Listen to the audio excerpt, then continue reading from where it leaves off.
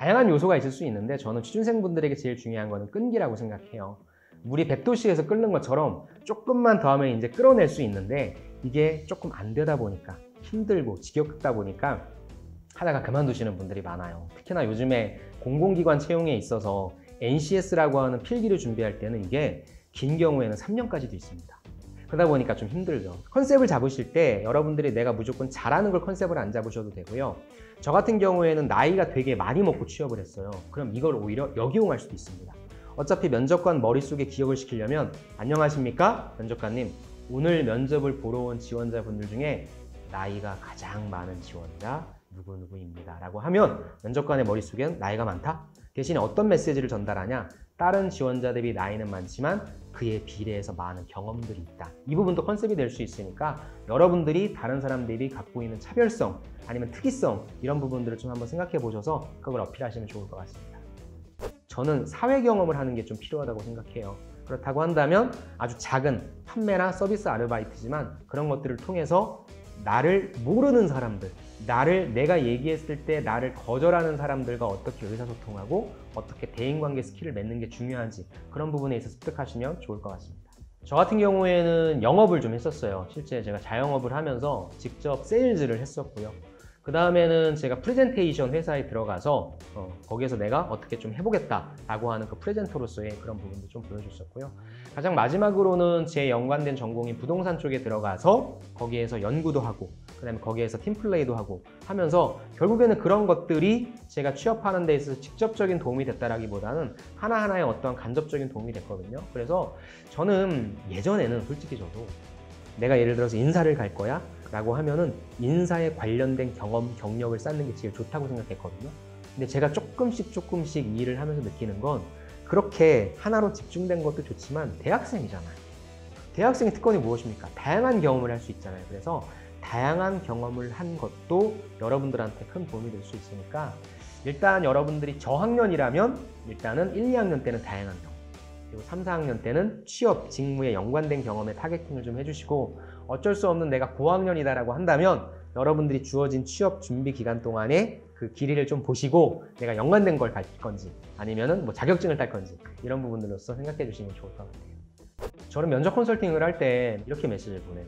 목숨 걸고 준비해라. 우리는 목숨 걸고 준비했던 적이 아마 거의 대다수의 취준생분들은 없을 거예요. 그래서 뭐가 필요하냐? 위기의식이라는 게 좀 필요할 것 같아요. 근데 그럼에도 불구하고 이런 강한 프레셔가 약간 좀 마음에 들지 않는다라고 하면 저는 좀 잘된 사람을 조금 만나면서 나도 저 사람처럼 좀 되고 싶다라고 하는 그런 긍정적인 동기부여가 좀 필요할 것 같고요.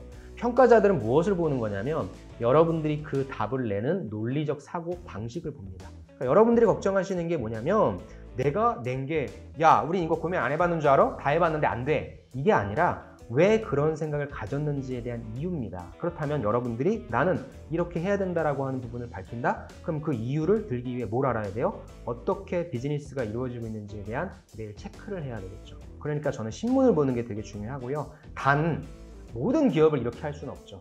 그러니까 저는 여러분들이 정말로 가고 싶어하는 기업 베스트 한 3개 정도 꼽을 수 있잖아요. 그런 기업들을 선정하시면 되게 신기해요.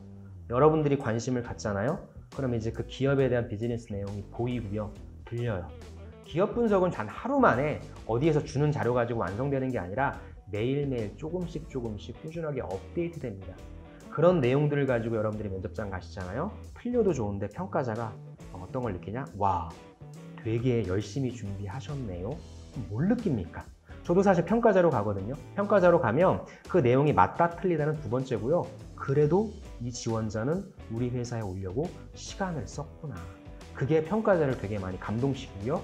이런 논리적 전개 구조라면 이 친구가 회사에 들어와서 이렇게 일하겠구나라는 부분을 알기 때문에 저는 결론적으로는 신문을 좀 보면서 내가 지원하고자 하는 기업이 어떤 비즈니스 활동을 하고 있는지. 신문을 그럼 왜 봐야 되냐고요? 그 신문 기사는 기자들이 안 써요. 누가 써요? 홍보팀이 씁니다. 그 회사가 나아가고자 하는 방향 홍보팀들이 다 쓰기 때문에 그 회사의 방향이 다 나와 있어요. 그것을 여러분들이 캐치하셔서 마치 내 얘기인 것처럼 내가 분석한 내용인 것처럼 논리적 구조를 잘 만드시는 게 중요할 것 같습니다. 저는 제일 안타까운 친구였었는데 나이라고 하는 건 무시 못하는데 그 친구 같은 경우에는 나이도 조금 꽉 찼었습니다. 그리고 본인이 가고자 하는 쪽은 약간 MD나 마케팅이나 이런 쪽인데 관련된 경험이 없었어요. 그래서 당연히 공채라든지 이런 데는 떨어졌겠죠. 근데 그 친구가 그러면서 저한테 계속 연락을 했는데 어떤 문자를 받았냐면 어떠한 곳에서 서무 지원 보조 그런 것도 있더라고요. 그런 아르바이트를 했는데 거기에 지원서를 냈는데 떨어졌대요. 서무 지원도 아니에요. 서무 지원의 보조 아르바이트입니다. 그러니까 본인이 얼마만큼 자존감이 떨어졌겠습니까? 근데 제가 그 친구한테 해줄 수 있는 말이 없었어요. 그 친구한테는 야 그래도 힘을 갖고 해봐 이런 얘기도 안 나오더라고요. 내가 너여도 좀 포기할 것 같다. 근데 제가 늘 해주는 나도 그랬지만 한번 해봤다라고 하는 그런 얘기를 했는데 그 친구가 정말로 감사하게 그 얘기를 알아듣고 한 달 후인가 연락이 왔는데 이제 하나씩 정복을 하는 거예요. 선생님 저 그 서무 보조 인턴 아르바이트 떨어졌는데 이후에 전화가 왔대요. 그러니까 불합격자인데 다시 전화가 와가지고 한번 해보겠냐? 해야죠. 그걸 잘하니까 그러면 너 인턴을 해라 라고 해서 본인이 기회를 만들어가는 걸 경험한 거예요. 그래서 지금은 어느 한 회사에 들어가 있어요. 그 친구의 앞날이 기대돼요. 왜요? 본인은 바닥까지 떨어졌잖아요. 그리고 좌절한 게 아니라 본인이 하나씩 만들었잖아요. 저는 그 친구의 그 소식을 들었을 때 정말 내놓으라 하는 어떤 기업이 합격했다라고 하는 것 되게 기쁜 소식이었는데 봐봐 너 할 수 있잖아 물은 백도시에서 끓는 거야 라고 하는 그 부분이 저한테 굉장히 좀 의미가 있었던 경험이었고요.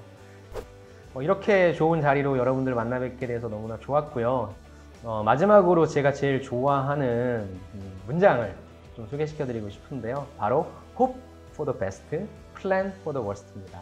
항상 머릿속으로는 잘 될 거야 잘 될 거야 라는 희망을 가지고 있어야 될 것 같고요. 대신에 대비는 최악의 상황을 가정해서 대비하는 이 자세. 여러분들이 이걸 좀 생각해 보시면서 긍정적이지만 누구보다 열심히 준비하시면 좋을 것 같습니다. 우리 한번 이거 믿고 열심히 해서 여러분들이 원하시는 거 그리고 저도 더욱더 열심히 해서 우리 같이 윈이 나는 그런 시간 되었으면 좋겠습니다. 화이팅!